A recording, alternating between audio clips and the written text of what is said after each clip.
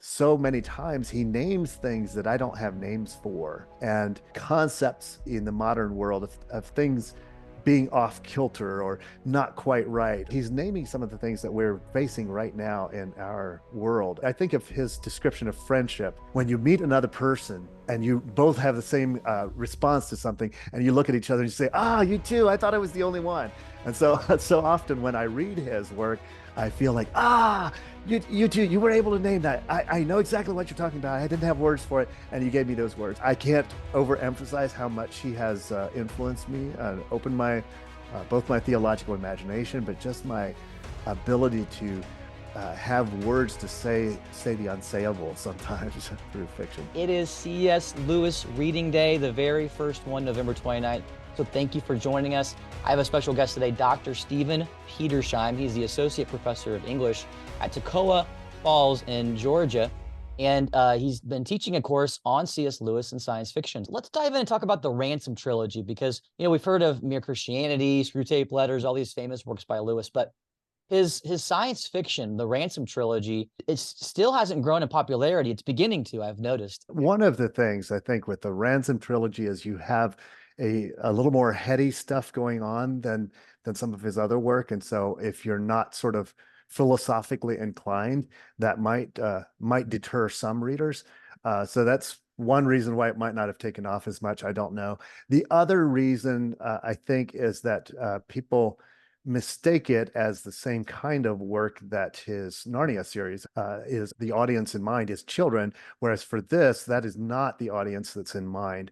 And so you have a very different audience that often these are kind of lumped together as the same thing, and then you start reading it and realize it's not the same thing. So that might be part of it too.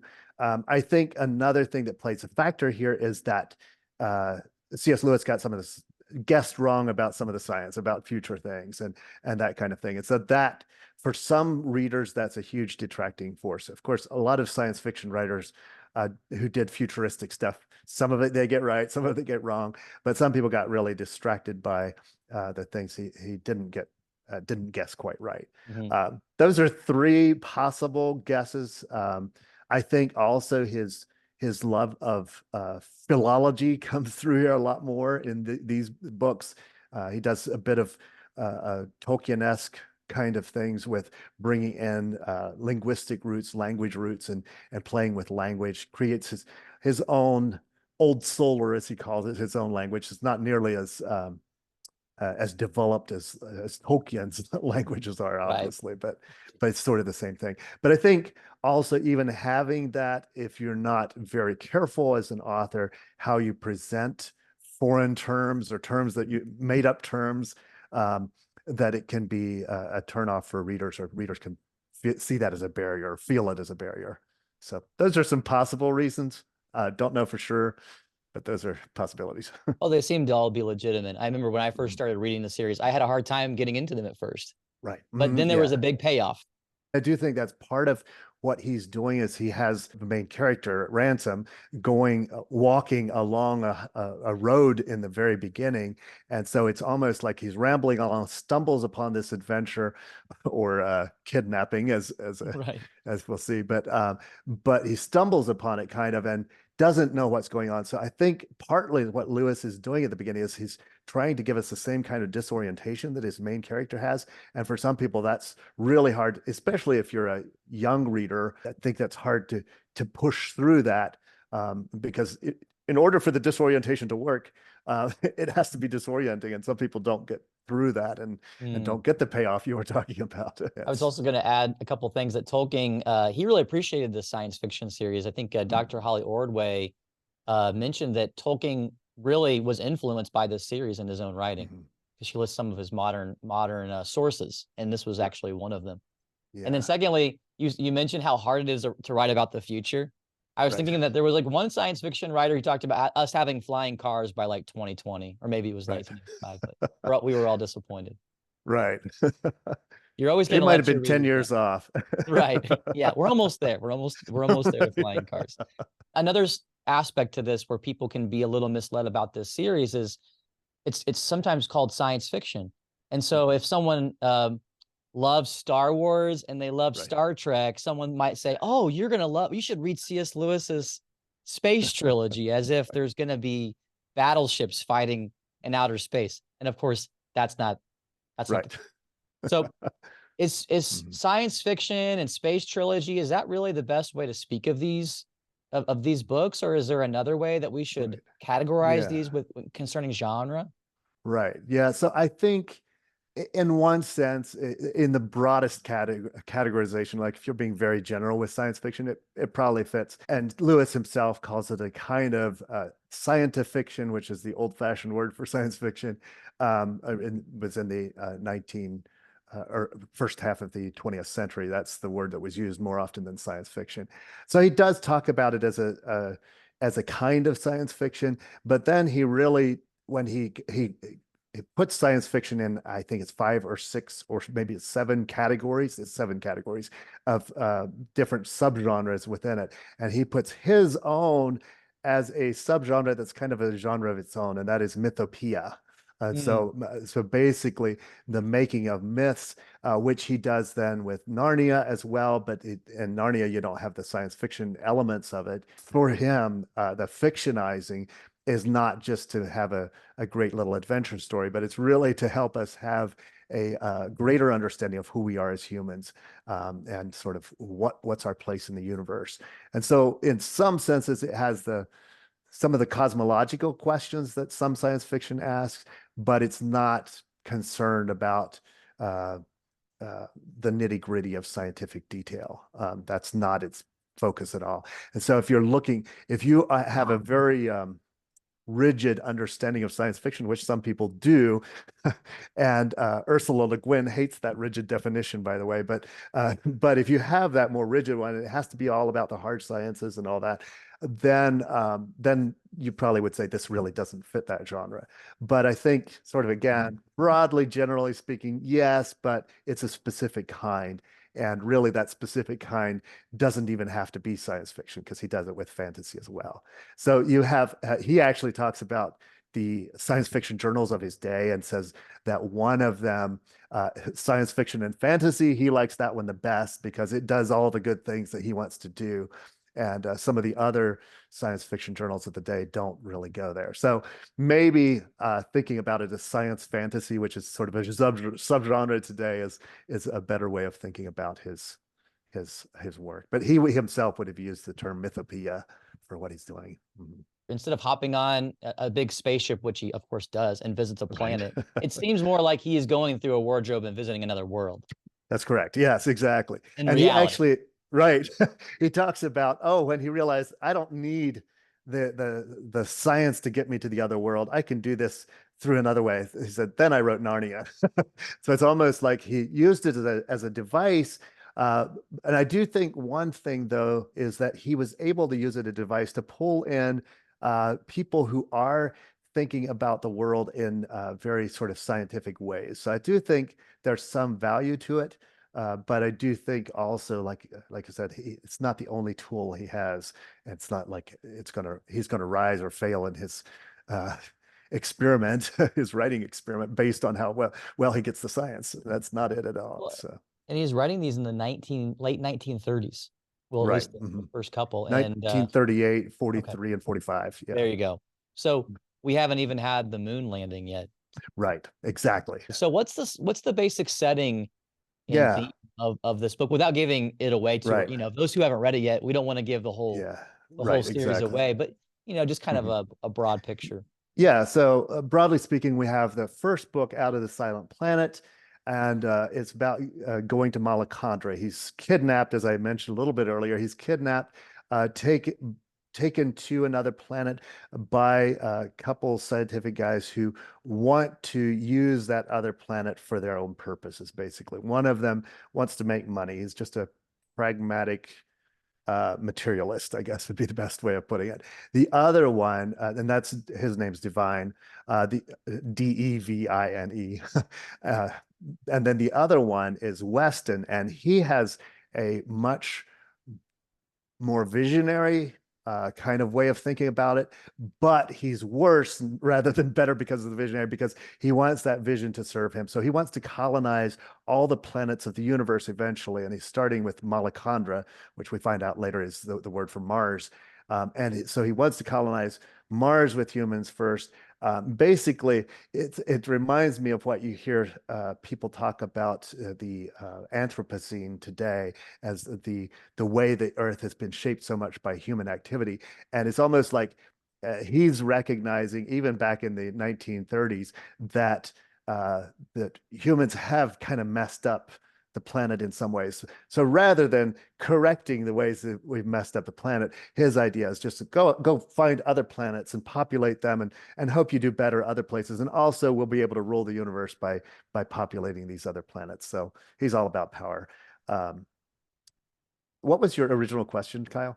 Oh, it was what's just kind of the overview, kind of Oh setting yes. and themes So of the three that's novels. the first one. And then the second one we have the Paralandra. And originally, Lewis had spelled it P-A-R, which I think he wants us to think of it as a paradise, because both Malacandra and Paralandra are sort of unfallen, prelapsarian, if you will, situations of the sentient beings, the Hnau, which is one of the words he coins here, the Hnau, the sentient species that we would think of as human, but there are other kinds of species on these other planets, aliens, if you will, who are like humans in that they're also intelligent species. They are also they have responsibility. They can do right and wrong. But in both Paralandra and Malacandra, one of the roles of Ransom, the main character, is to keep the evil from overcoming those planets. And so in Paralandra, we have a paradise based on the planet Venus, actually, is what it's based on. And there's uh, a Garden of Eden story at the same time that uh, Lewis was writing this. He's also writing an introduction to Paradise Lost by John Milton. So it fits in very nicely here because it's like, oh, this is in a sense his own Paradise Lost, but with the difference, well, with several differences, but one of them being that he imagined it as Paradise Not Lost. Um, and so, in a sense, they avert the tragedy that has happened on Earth in that one.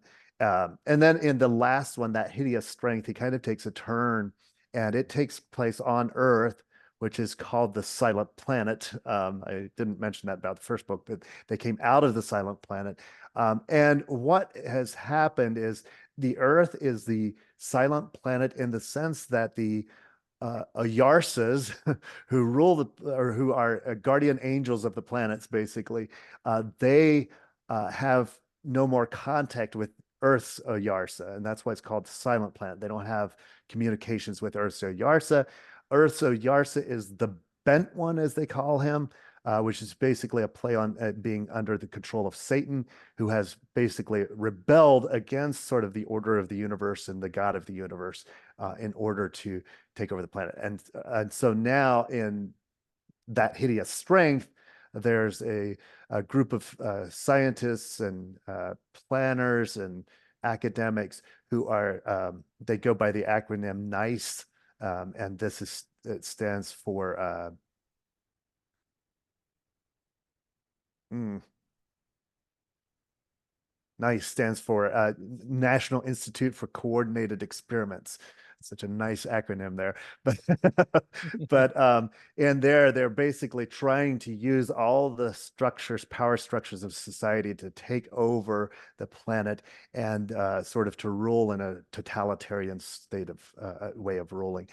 So this is written, the last one is written in 1945. So it's as World War II is happening. So the totalitarian threats, both with Nazis and communists, is clearly on C.S. Lewis's mind here. But in his book, he basically has those group of people succeeding who want that totalitarian rule. They are almost succeeding, and Ransom, who's played the main character in the others, is kind of he's still an important character, but he's not the main character, if you will. And but him and his group end up being able to stop that from happening, at least for the time being on Hmm. Earth. And so it's kind of an interesting veering into sort of the political situation of his day more than his other two books do, and suggesting that these supernatural forces are at play behind the wars that are happening on Earth as well. So that's a very quick and dirty version of Yeah. these three, but yeah, that's it. We'll cover that in a question here coming up on how the angelic and demonic sort of connect to the forces Yeah. of our world and this whole sort of trilogy. Um, what so is there like an Aslan figure or a god figure in this trilogy? Yeah, so yes, there is. And Malildil is his name. Malildil is the figure in first met in Out of the Silent Planet, or first talked about in Out of the Silent Planet. And he is the one who has been rumored to have been sent to Earth to rescue it by the rest of the planets and the angels on the other planets. But he is there to rescue them. And then in um, Paralandra, he is where Ransom actually meets him. And interestingly enough, he says, "My name." This is Malildil. He says, "My name is also Ransom," and so, so it's kind of like Ransom, the main character, is working alongside of the Christ figure to redeem and protect the worlds that he's talking about.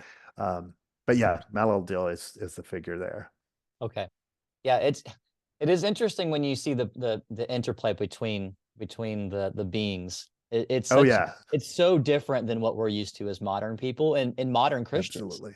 Right. When you study though the church fathers and Hmm. ancient cosmology of scripture, the writers of Right. scripture, Hmm. this like Lewis's worldview and their worldview is the same.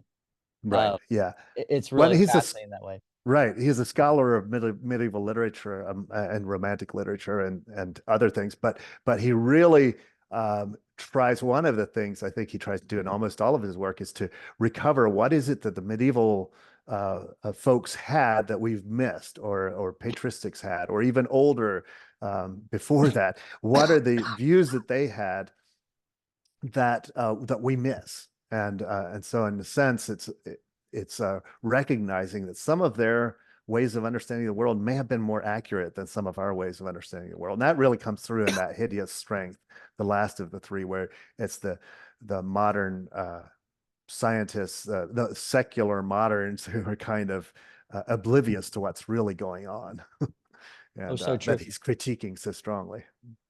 For those who are watching this interview, I'm recovering from pneumonia. So if my coughing goes crazy or I get a coughing fit, it's because I'm still recovering from pneumonia, but I'm feeling a lot better. But I That's thought it good. went away and then I'm like, oh, it's going crazy here. Okay. Yeah. Yeah. So my next question is related to that. When we as moderns look at space, we think of stars and galaxies and all these Mhm. things, but we also think of it as like vastly empty, like a lot of wasted space, a lot of black space.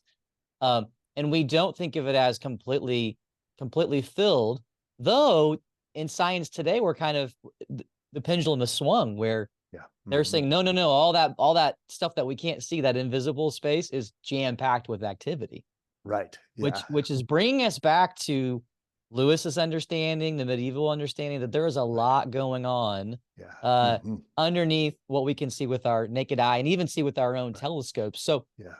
what does Lewis make of this when he uses the phrase like deep heaven Right. and Yeah. looking at the universe in this sort of spiritual cosmological way? Right. Yeah. And what's interesting in Out of the Silent Planet, where he first describes the universe, uh, even though we can't with the naked eye see what he describes in the lit up universe, the activity of the universe that he sees as from the space shuttle as he's being kidnapped and being taken to Mars. Um, Even though we don't see that with our naked eye, as you said, now scientists, and especially with the most recent space telescope, we have a lot of images that just show how much activity is happening in the heavens. And there's a vibrancy. And it's like almost like when I first saw the images on the James Webb telescope, I looked at it and was like, that looks like what Lewis was describing. And it's like we couldn't see that with our naked eye, but now it's like with the equipment we have now, we actually sort of see something that looks much more like what the medievals were describing and much more what Lewis was kind of talking about. So it's almost like uh, the funny thing is that Lewis often sort of compares what we can see and what we can't see, and there's a lot of blindness in modern ways of thinking, and it's almost like here we had something that's like, yeah, with our naked eye we can't see it, but it's actually happening. There's so much vibrancy under the surface there, and so it's like Lewis couldn't have predicted this is how it's going to work out, but it's almost like he gave us a sense of how would you say an analogy, a literal metaphor, if you can put it that way, of how we are blind to things. So we think there's nothing there, but there is actually an awful lot there. And he does that a lot with the spiritual realm, but here it's also in the physical realm even. It's kind of a fascinating thing. But he does definitely use even the idea of the music of the spheres. That was medieval cosmological concept to say that not only with light and energy and that kind of thing going on, but also with sort of he imagines, or the medievals imagined, kind of the way the planets are arranged and everything as uh, creating a sort of spiritual symphony, if you will, an orchestra that can be heard by heavenly beings. And I think that's part of what Lewis is playing on, and the recognition of the blindness of some of the people who see in very modern ways, but have lost some of the medieval ways of seeing. Is certainly one of the things that he does with his idea of the deep heaven, Mm. for example. So yeah, No doubt the song of creation and the chorus and angelic beings all run through Lewis and J.R.R. Tolkien. I mean, yes, right. you look at that scene, The Magician's Nephew of Aslan Hmm. singing everything into Oh existence, and the yeah, stars yeah, kind of joining him in the background. And exactly. there are and Hmm. then are these beings, are these stars? It's kind of a little Yeah, blurry right. as they're witnessing it. And then of course in Tolkien, you have Middle Earth being created through song, and then Right. eventually some disharmony that gets the whole Yeah, story off track. So it right. is interesting to Yeah, see how this trilogy, which you don't think of it connecting immediately to Narnia and Middle Earth, it right. does. Oh It's yeah, very yeah, connected and does. related. Yeah. No, and I think Lewis is, like I said, the one of the things that draws him this work and Tolkien's work together is his attempt to use sort of language roots that we have to create an older language. And I think though the other thing he does is to bring uh, a sense of the lost language. So the rest of the universe in Tolkien, not in Tolkien, in the Space Trilogy or the Ransom Trilogy here, uh, in the other planets, they're still speaking Old Solar is the language that they call it, and they don't understand Earth's language very well. They figure it out, but it's not natural to them. Um, and they aren't sure why Earth isn't using isn't using Old Solar, but it's the sense that there's a language before the fall and in the that hideous strength, the last one, there's a sort of the Tower of Babel scene where they lose the ability of speech at the end, and it confuses what's happening with the scientists, and they're trying to communicate together, but it's like they've lost their ability to communicate. And so there you have the fall, but then you also have the Tower of Babel, where they tried to create a human society that that that took over the place of God, where we were basically creating in our own image, and that's sort of what Mhm. the nice group is doing in that hideous strength recapitulation of the Tower of Babel. So The internet collapses and AI collapses and our ability to communicate in the whole world. exactly. Yeah. It's always funny when you take science fiction and you run it to our modern day world, because we're living in Oh yeah. science fiction. It is Oh yeah. bizarre, Right. right? Each year it's more Exactly. and more bizarre.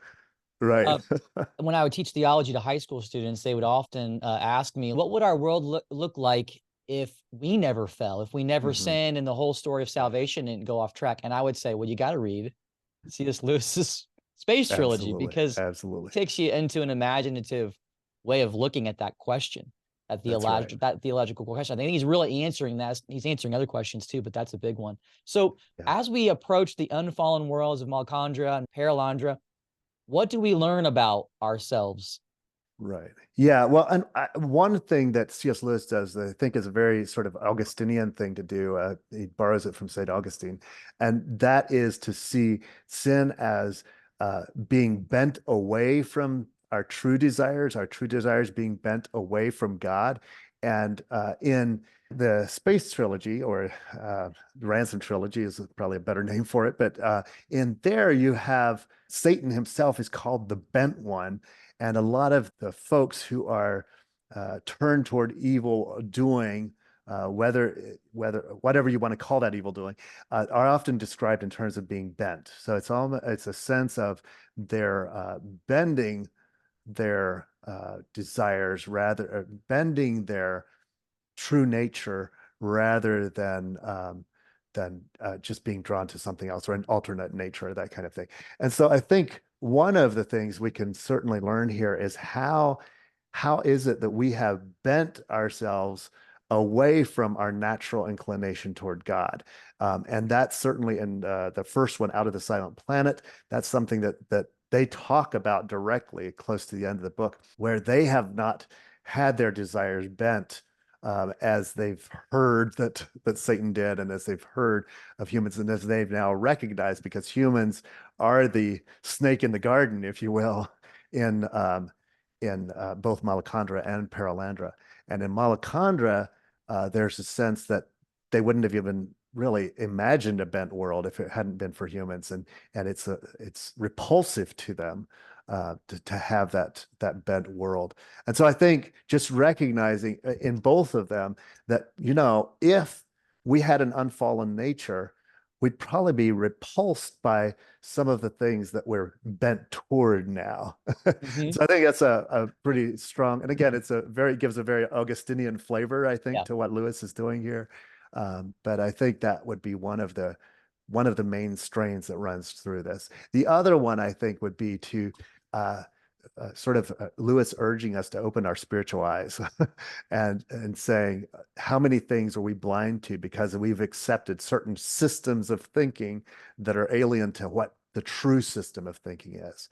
And that takes me back to what I was talking about mythopoeia earlier, because I think here one of Lewis's own conversion to Christianity came from suddenly, or I don't know if suddenly is quite the right word because it was a process, but from recognizing that that there might be a true myth, and that's actually how Tolkien, who is very instrumental in this, described it to him. It's like, you're so fascinated with all these myths, Lewis, but what if I were to tell you there's actually a true myth, a myth that actually happened?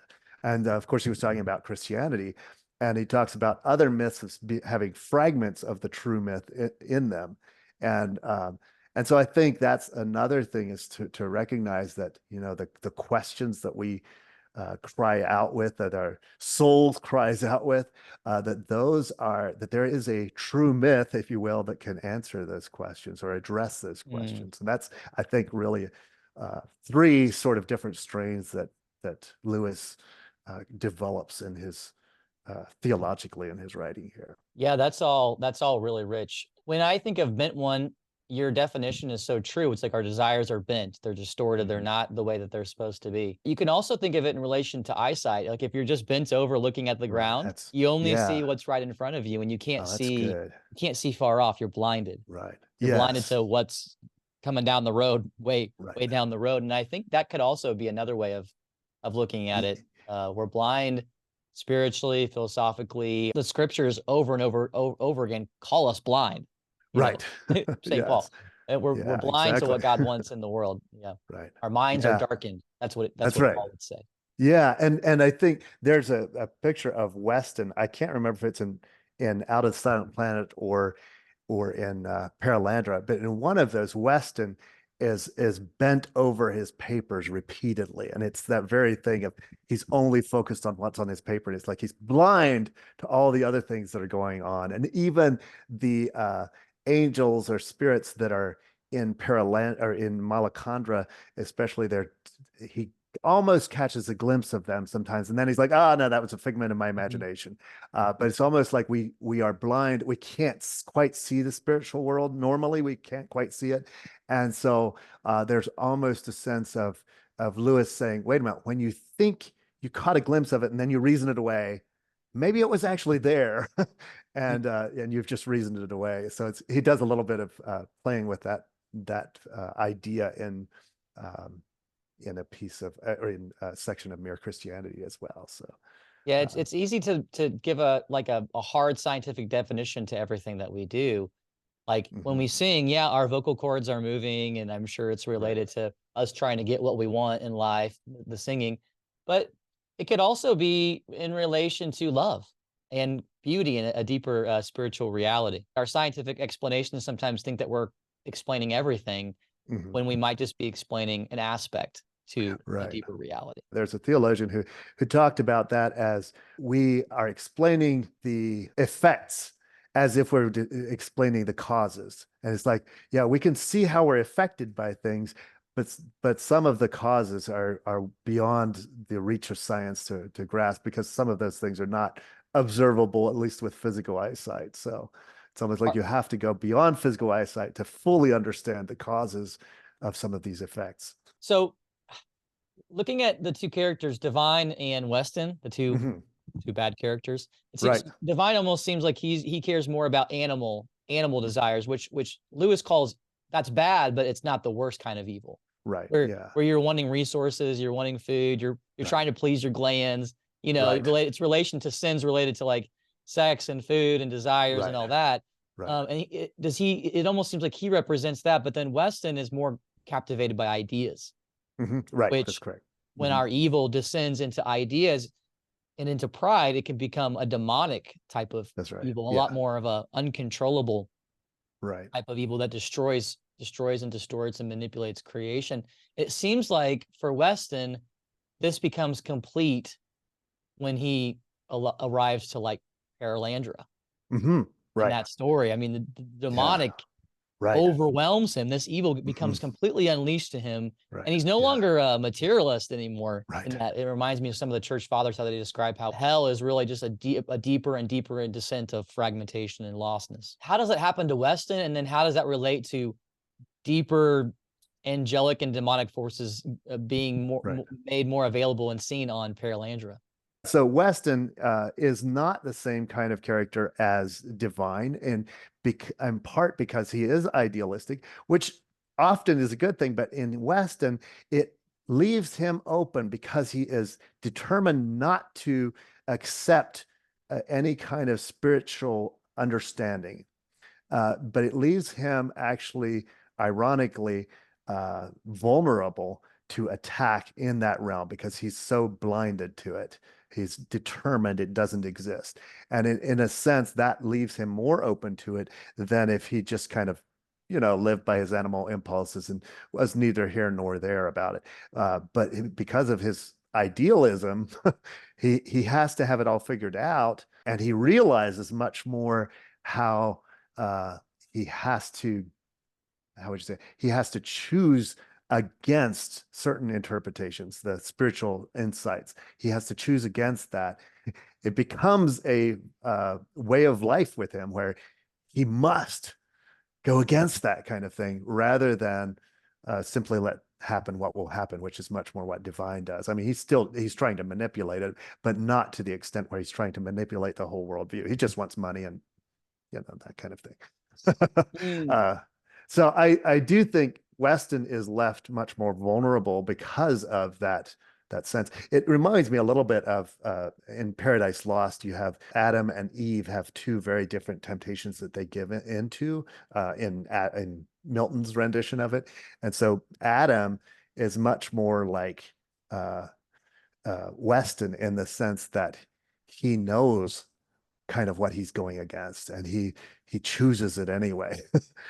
Whereas divine like Eve, they give in to their animal appetite in a sense. And for Eve in Milton's rendition, it's a little more than just animal appetite, but it is more of a sense of giving in to their appetites. And with Adam, it's much more devilish, much more demonic. What Right. are a little bit of just examples of the angelic sort of making an appearance? Yes, yeah. So right. So you have it first in Out of the Silent Planet, and they don't recognize quite what it is, but they're starting to see just glimpses of it. So it's almost like they have to retrain their eyes to be able to see the angelic, and eventually they start to see it more and more in Paralandra. It's much more obvious from the as soon as they show up. But I think there's a sense of uh, animal creatures having to retrain our senses to be able to even make room in our sight for something like this. So it Mm. goes back to sight. It does seem that there's like this an appearance where like Ransom's going through this mountain where he's at the bottom of the mountain. He's kind of in this hellish like place, lava, and he's being chased by demonic Weston. Mhm. And then by the top, he's opened up to this new sort of angelic reality. It's almost as he's gone through like Right. Dante's, Inferno, It is. Purgatorio, and then up Right. to Mhm. paradise. And Right. he sees angels, even with feminized. Like there's almost kind of a gender to the angels, which Mhm. really threw me off. Right. I didn't think of it like that, but it's related Yeah. to song and Right. it just you have to read it, guys. I mean, you Right. have to read it, and Exactly. then you're not going to fully understand it, Right. and you have to dive deeper back into other writings, I think, to understand it. Yeah. Right. Yeah, I do think one of the things it does too is to help us think about uh, not all of God's creation, not even all of God's intellectual creation is human. And angels give us a different sense of reality. And so it suddenly resets our way of think, or it can, I think, reset our way of thinking about our place in the world. It's like, yeah, God has created us. He's also created angels. Who knows what else? I mean, C.S. Lewis liked to imagine other places too where there were now, to use his term for it, that would also be part of God's creation and bringing him glory by being rational creatures like he is. Yeah. Yeah, I think if we were just to pause for a moment on the idea of worship and space, I mean, Mhm. the temple in Jerusalem was thought to be, filled with angels and Right. in heaven. Yeah. Yeah, Right. like heaven is everywhere in a sense, but there would be these places like the temple That's where right. it would be concentrated in a Right. sense. Yeah. God's And presence is it's interesting. concentrated. Right. And Weston, it's interesting that Weston is feels an aversion toward those places. He doesn't quite know what, but he feels an aversion toward those places and wants to go elsewhere. So it's almost even though he doesn't believe in such things, he's still acting in that way. It's like his self understands that, his soul understands that, even though his mind refuses to think that way. Um, and also with the worship at the when they avert the fall, if you will, in Paralandra, there's the song of the angels there is just magnificent. Mhm. And it's also some of the ways they talk about creation and about God preserving um, creation. It's like there's a whole different sense of reality that we're suddenly sort of inducted into and realizing there's so much greatness out there that we have just gotten the tip of the iceberg. At one place, one of the angels says they long to look into some things that humans do. Clearly, a scriptural allusion there, but they long to look into some of the things humans do. But it's like we sometimes get those glimpses too, as humans, of things that the angels clearly see that we just get a tiny glimpse of now and then. And I think that's one of the things with the way they worship is like suddenly we realize there's a greatness to God that's beyond even our anything we've imagined. Just in the way they worship, we recognize that, I think. When the fathers will talk about seeing, angels in mass or divine liturgy, there's this kind of like explosion of reality where the angels are recognizing what's going on there. Right. There's Yeah. song that's happening there. And so Hmm. they'll describe this through poetry and theology writings, but Right. also sometimes in visions. And then that's Yeah. kind of what I was thinking when I was passing through the mountain at the end of the novel. It's like it looks like there's Right. this is worship on the Yes. That's Temple that. Mount, Exactly. and Ransom's Hmm. eyes are finally open to it. Right. Yeah, Yeah, exactly. and Yeah. so sacramental Beautiful. too. He's indulging in all sorts of foods. Right. The Yeah. second one, Hmm. and almost like he's being immersed into baptism and communion, Hmm. uh, and Yeah. being sort of initiated into this new paradise.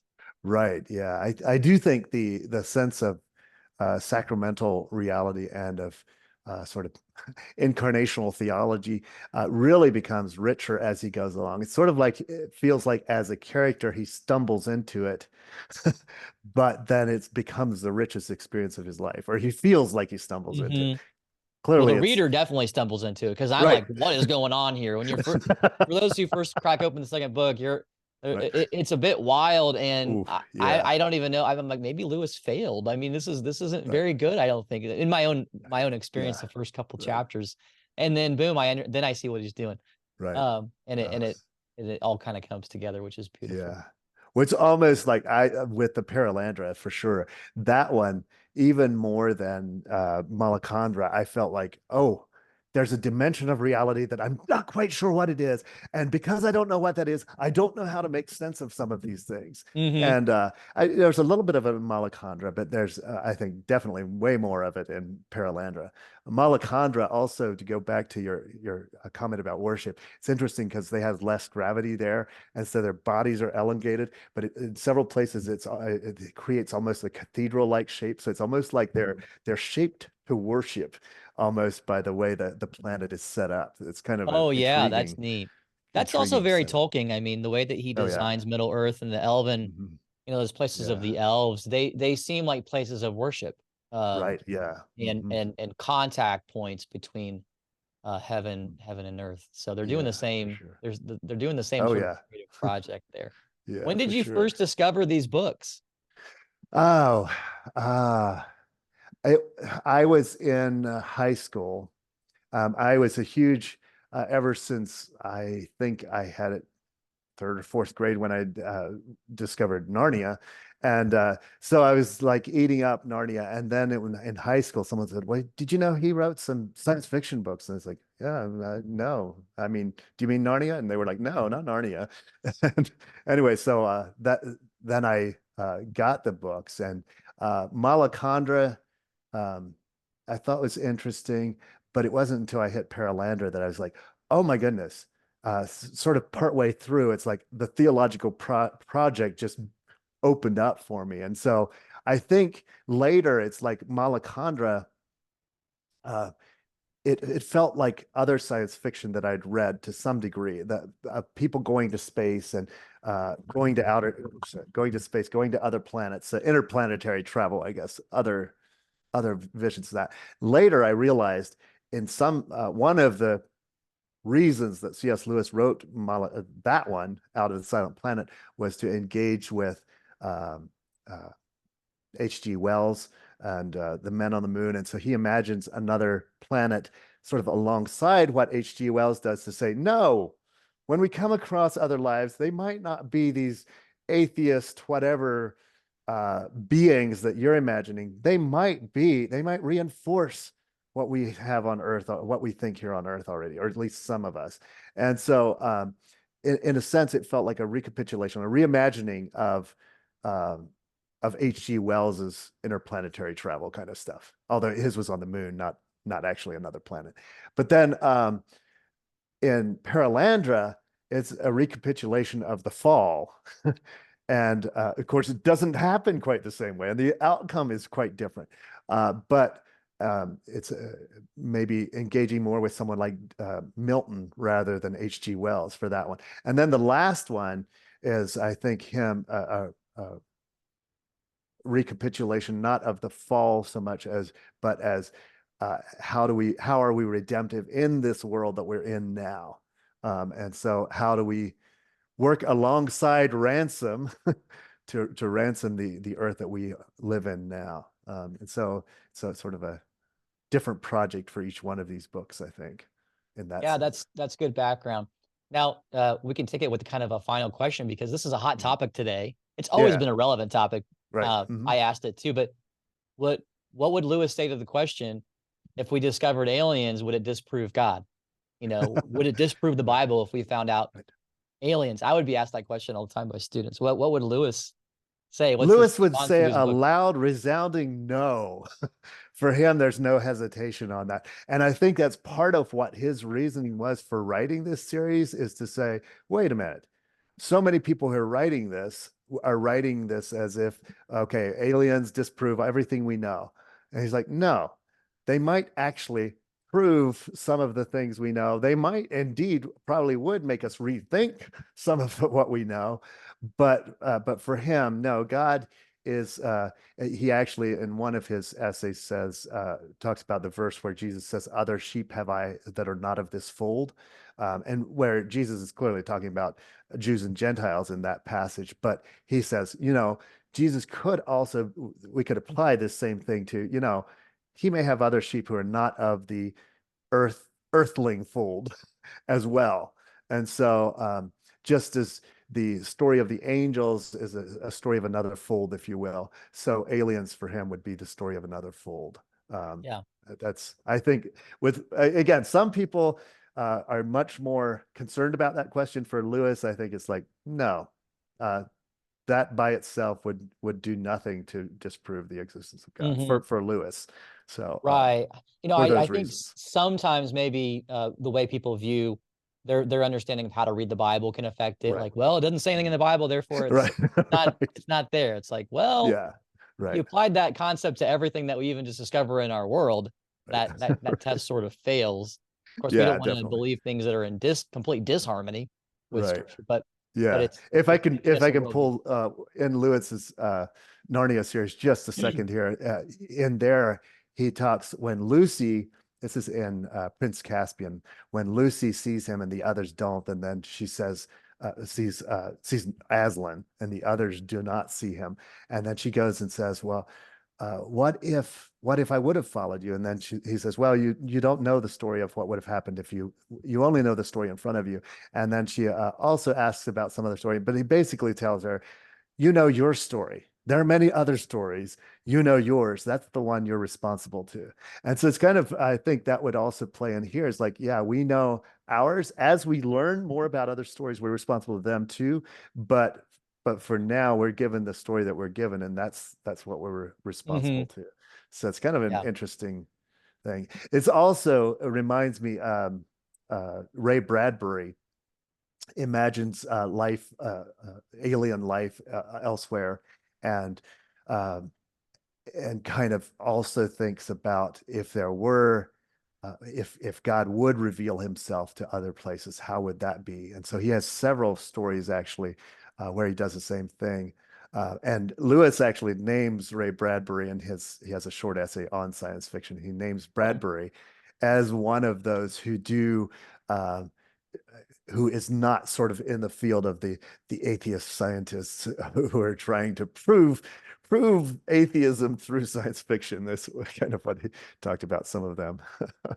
But Yeah. Oh, I it's one of those things where if you have a deep understanding of scripture and theology, then I don't think this mhm, question really is a mhm, bothersome question at all because right, diversity is a part of like the creator. I mean, right, yeah, he is oh yeah, exploding with creativity. That's why right, he's the creator.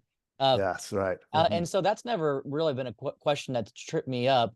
Um, right, for me, I wonder if there are other life forms that are intelligent like ours. mhm, When will we meet them? Will right, we meet yeah, them mhm, before Christ returns and makes things all new, right, or will yeah, Christ make things all new and then sort of springboard us out into the yeah, universe to yeah, meet these unfallen races right, who never fell, right, uh, or maybe He created them right, after the crucifixion, as Lewis right, even kind of proposes with Paralandra, that was created yes, that's right, after the incarnation, which is exactly, a bizarre. exactly, Whoa, I've never even had that thought before. right, So right, a lot of curveballs that Lewis oh throws, our yeah, own minds can throw. But I think that if I were to speculate that that Christ renews and makes things all new, he brings heaven and earth together, and then he mhm, he allows us to sort of springboard out into Right. the renewed cosmos to perhaps Yeah. meet our brothers and sisters. Who knows? I don't know. Right. Yeah. That, No, that's good. One of your comments reminded me. Lewis says in one of his essays that evil always happens the same way, but good has so many different ways that it could happen. And I think that's in a sense what he gives us with Malacandra and Paralandra. He's not saying, oh, there's just one possibility of humans not falling. There's different ways that good things could have happened. If we fall, it's always through rebellion against God. And so it's almost like that one rebellion against the way that God has set the universe. It's that one boring way for him of doing evil. It's the same old story. Whereas good can happen in so many different creative ways. And so, and then we have again the diversity of the whole universe. And I think that's interesting that he puts in to his books the idea of the different species of now of what we would think of as human. He puts in different species on the different planets, and they get along well. And he's kind of a minority. And I really think of the anti-Semitism that's going around during World mm-hmm. War II, and think of that again. It's like, is he entering the conversation about, that kind of human or that kind of human by talking about now in this way and Oh, how saying, could he oh, not when you're watching the oh Nazis just yeah, plow through everything and trying to dominate others? oh It's like yeah, that's right in right. front of him. Right. Mhm. Kristallnacht, by the way, happened the very year he published the first book. So that's when a lot of Europe's first woke up to what Hitler's doing by having all these shopkeepers, Jewish shopkeepers, their places just ransacked by the public, and basically pushing for the public to do that in Germany, and the rest of the world kind of sitting up and saying, what happened here? But he published it that year before Kristallnacht happened, the Out of the Silent Planet. So the others would have been after that. So he'd been very well aware that this conversation was happening and that Jews were being targeted. Whereas before that time period, people probably in Europe, people wouldn't have been as aware of it for sure. But Hmm. anyway, yeah. So to conclude our interview, today is C.S. Lewis Reading Day. It's actually the first one. There's always been a Tolkien Reading Day, but this is a huge day where people are reading books. They're sharing, quotes online. We've got 12 podcasts. Pints with Jack has led this whole effort. So thank you, Pints for Jack, for putting this whole day on. If you're watching this interview, jump around the internet and you're going to find all sorts of interviews. Go to pintswithjack.com and you'll find, or my website, barrelagedfaith.com, you'll find all sorts of resources for C.S. Lewis Reading Day where you can jump around. There's book giveaways. But a final question would be, how has C.S. Lewis impacted you? Yeah, great question. So I'd mentioned that I read Narnia when I was young, and it kind of opened my mind to new ways of thinking. Really, I think sparked my theological imagination in a lot of ways to think about how can we represent these heady theological thoughts on the page? How can we do this without just using bigger and bigger words and words that fewer and fewer people understand? And so I think for me, it's like, oh, wow, fiction is one of the ways that we can do this. And so as a literature professor, I think Lewis had played a huge role in sort of my development along that trajectory. I think the other thing is that he names things that I don't have names for, and concepts in the modern world of things being off kilter or not quite right. He's naming some of the things that we're facing right now in our world. I think of his description of friendship. When you meet another person and you both have the same response to something, and you look at each other and you say, ah, you too, I thought I was the only one. And so, so often when I read his work, I feel like, you too, you were able to name that. I know exactly what you're talking about. I didn't have words for it, and you gave me those words. I can't overemphasize how much he has influenced me and opened my both my theological imagination, but just my ability to have words to say the unsayable sometimes through fiction. So that's me and C.S. Lewis. Mm. Well, I wish we each had a cupcake right now because it's actually his birthday. So happy Oh birthday, yes. C.S. Lewis. If you're wanting to dive into more resources related to C.S. Lewis, J.R.R. Tolkien, and theology, then you got to check out barrelagedfaith.com, where I'm developing courses right now. You can discover a course called The Altar Above the Worlds, where I take you through Lewis and Tolkien and the Church Fathers concerning the church's teaching on the Holy Eucharist, Holy Oh, Communion. nice. And I actually Oh, stole that nice. phrase, altar above the worlds. I think I may have got it from Perelandra. Not altar Oh, above the nice. worlds, but face above the worlds, where God's Right. face, the creator, is hovering above the world, the Right. communion of worlds. So I Ah, took kind of the altar that we see kind of in the book of Hebrews, this transcendent yeah. altar in the Holy of Holies, and it's the Right. altar above the worlds. I take you through Narnia, through Middle Earth, and different pieces of literature that they wrote, and where they really point us to the great feast of where we receive Christ's body and blood in a special divine way. So check out that course and many other things coming down the pipeline. Would love for you to check out barrelagefaith.com. Don't forget to like and subscribe to this video. If you're interested in checking out the Ransom trilogy, I've got a link at the bottom of this video, and you can maybe buy it for someone for Christmas. Buy them the Ransom trilogy. Maybe they're a big Lewis fan, and they can read that in the middle of the winter. It's a good time to read next to the fireplace. Exactly. All right, Dr. Stephen Petersheim, thank you so much for joining me today on Barrel Age Absolutely. Faith. It was a true honor, true joy to have you back on the show. I have to have you back on again. Yeah, absolutely. It's always a Anytime. delight. God bless you all. Have a great day. Bye-bye. Bye-bye.